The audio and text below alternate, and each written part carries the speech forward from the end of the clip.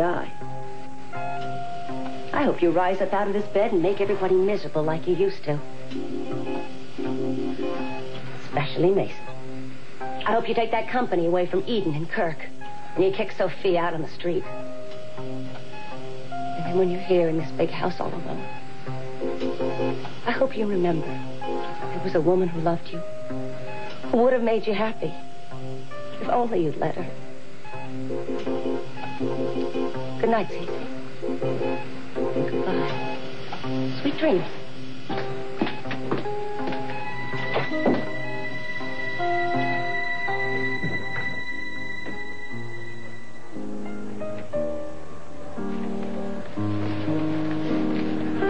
You waiting for me? I need to ask you something. Cruz. It's nothing personal. There were things I couldn't ask you while I was still in the case. Because you were afraid of what the answers might be.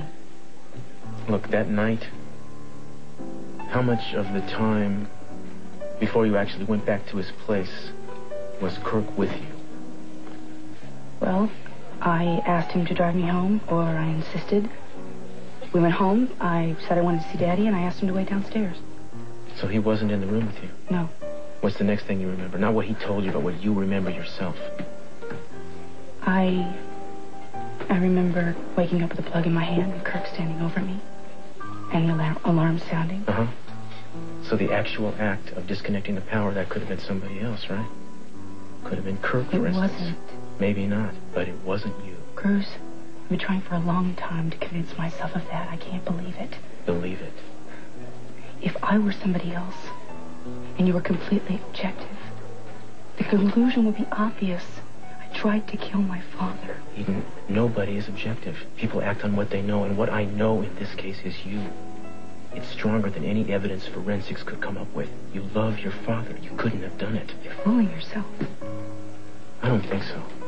But even if I am, you wouldn't have picked that night. If ever two people had a sense that the world was perfect, it was you and me on that night. That's gone, Cruz. And the sooner you believe that, the better. And then you come to me and you tell me that you think I'm innocent. Now, I thank you for believing in me, because you're one of the people that you have no reason to. I have to go.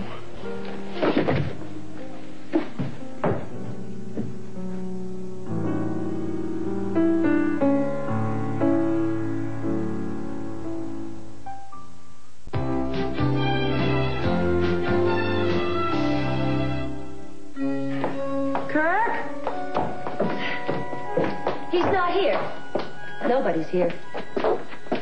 What are you doing? Take a guess. I guess it's too much to hope that you're leaving forever. Bingo. Your wish is granted. You're moving out. Now you and your shifty new husband can be king and queen of the hill. Well, I don't believe it.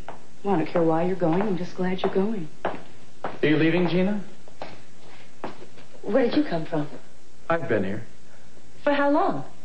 I don't know. Why? Did you get through to Australia? What? Oh, yes, Craddock. Yeah, just now. No problem. Good. Well, I guess you can be lady of the house now. Be sure to tell the servants not to make too much noise while they dust. Not while Eden's working. Let her have a grand moment, Kirk. Why this sudden decision, Gina? Because I want to lead a normal life among normal people again. I guess I should search your suitcases, huh, Gina? But instead I will offer to take them to the car for you.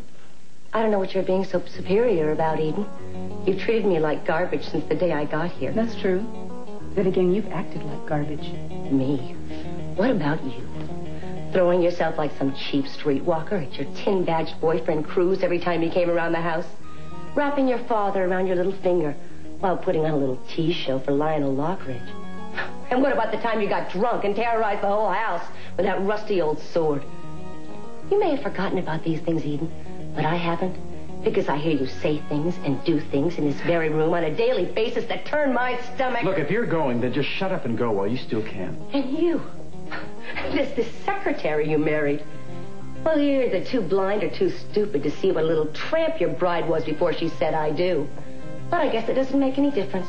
Not as long as you get to be almost Captain. So how's married life treating you, Kirk? I've seen the separate beds. From what I hear, Eden's quite a toss in the hay, but I guess you haven't had a chance to find out for yourself yet. Look, maybe it's time Eden found out a few things about you too, Gina. What? Yeah, what? Cruz. Hi. Look, I know it's late, but I...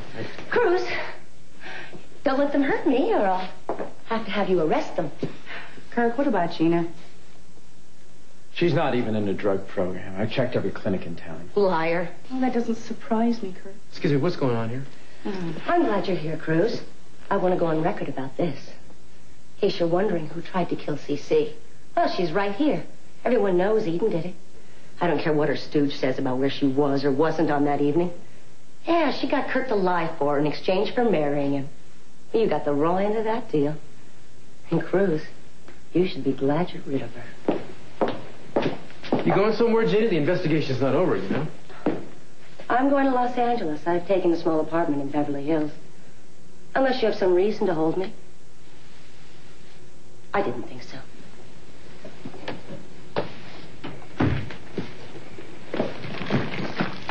Well, I hope you all have a very Merry Christmas.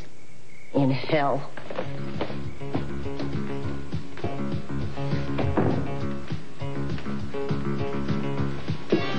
I think I'm going to go upstairs with my father.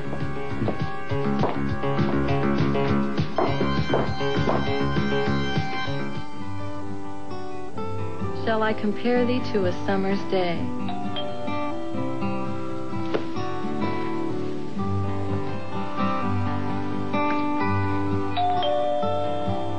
Who is it? Someone you're probably not speaking to. Hello, Mason. You're speaking to me. Come on in. I'm sorry. What are you sorry about? Well, what are you sorry about? Everything that Gina said. I'm afraid that you were upset. What happens in people's family is nobody else's business. I shouldn't have left. Thank you for being so understanding. Or what happens between lovers, for that matter. That was never the way Gina said. I judge people by what I see. You've been good to me, Mason. Mostly, I guess. If you judge people by what they do without knowing the reasons behind it, a lot of really good people seem terrible. You wonder, you know that? A lot more to you than meets the eye. And that's saying plenty. I think I'm in kind of an odd mood tonight. Yeah, I noticed. I was a little worried about you coming back here alone. Oh, I don't feel especially afraid anymore. Maybe we scared away whoever was lurking around. Yeah, maybe. But I'm glad you're worried, and I'm glad you're here. So am I. Maybe it's because Christmas Eve is tomorrow. Your mood, you mean? I hate Christmas, too. Oh, I didn't mean that. I love Christmas, even with all the hoopla and the corny decorations. Will you be going away? Spend the day with your family? I don't have a family. I thought that you said... I didn't say that. Listen, Christmas carolers. They're coming down our street and they're going to pass by our building. Great.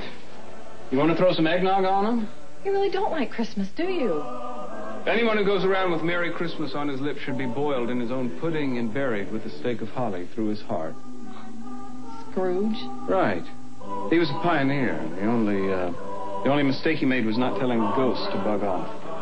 Oh, gee, I didn't realize life was so bleak. I was going to try and put you in the Christmas spirit, but I guess we should throw ourselves off the nearest bridge instead, right? Well, I could wait till morning.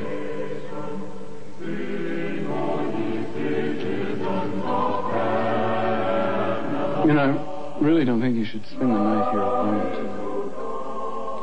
Neither do I.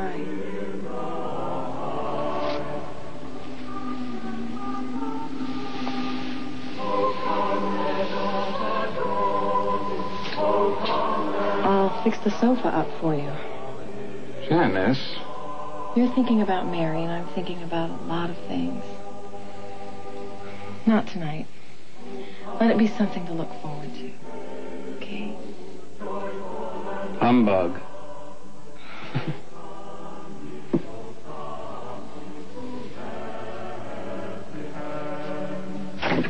Merry Christmas, Rosa.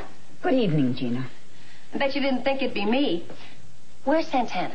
She had a meeting with a client this evening.